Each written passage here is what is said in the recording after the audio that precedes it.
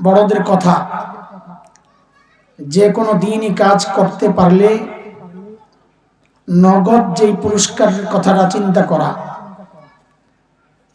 জান্নাতে তো পাবোই, দুনিয়াও আল্লাহ অনেক নিয়ামত দেন নেক আমলের বদলায়, কিন্তু একদম সামনেই যে নিয়ামতটা, সেটা হচ্ছে যে কোনো দিনই কাজ করলেই মনে মনে ভাবা যে আল্লাহ আমাকে ভালোবাসেন, এজন্যই আমাকে এই কাজটা করার সুযোগ দিয়েছেন।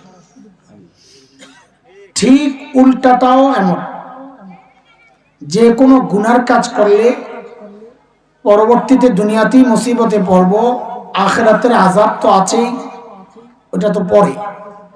নগদে যেটা চিন্তা করা যে নিশ্চয়ই আল্লাহ আমার উপর নারাজ, যার কারণে আল্লাহ আমাকে গুনাহ করার সুযোগ দিয়েছেন। যে কোনো নেকি কাজ করলে চিন্তা করা যে আল্লাহ আমার উপর রাজি, খুশি। গুনাহ করলে চিন্তা করা যে গুনার শাস্তি কি হবে এটা পরে, আগে চিন্তা করা যে আল্লাহ আমার উপর নারাজ। হযরত মুআবিয়া রাদিয়াল্লাহু তাআলা আনহু তাহাজ্জুদ ছুটে গেছে। হাই কি কান্দা, সারাদিন কান্না করছে। এখন প্রশ্ন হচ্ছে, তাহাজ্জুদের নামাজ কি ফরজ উম্মতের জন্য, ওয়াজিব? আমাদের কোন ফতোয়ার কিতাবে সুন্নতে মুআক্কাদার কথা আছে, কিন্তু এটা গ্রহণযোগ্য মত না। আমাদের জন্য এটা সুন্নতে জায়েদাই, পড়লে সওয়াব অনেক, না পড়লে গুনাহ নেই। তাইলে হযরত মুআবিয়া তাহাজ্জুদ ছুটার কারণে এত কান্না কেন করলেন?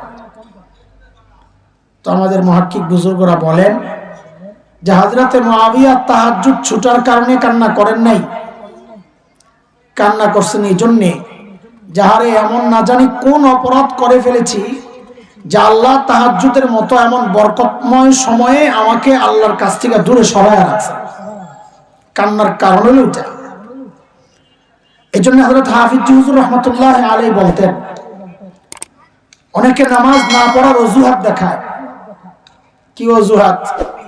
সাধারণত নামাজ না পড়ার অজুহাত দেখায় দুইটা। আপনি রাস্তায় একজনকে ধরেন পরীক্ষামূলক, চল একটু নামাজ পড়ে আসি, তো দেখবেন ও আপনাকে দুইটা অজুহাত দিবে। হয় বলবে সময় কম, ব্যস্ততা আছে, পরে পড়ে নিব, অথবা বলবে যে ভাই কাপড় নষ্ট আজকে। এই দুইটা অজুহাত দেখাবে। হযরত হাফিজজি বলতেন, নামাজ না পড়ার এই যে অজুহাত দেখাচ্ছ, এগুলা খামাখা, অজুহাত দেখায় না। বরং তুমি ভাবো এমন কি অপরাধ করেছ যে আল্লাহ তাআলা চান না তোমার মতো বান্দা তাকে যায় সিজদা করুক, আল্লাহ তোমারে দূরে সরায় রাখছে। আল্লাহ যদি চাইতেন তোমার হাতেও সময় থাকতো, কাপড়ও পাক থাকতো। তো সেই জন্য বলছি যে আল্লাহ আমাদেরকে নিয়ামতে ধন্য করেছেন।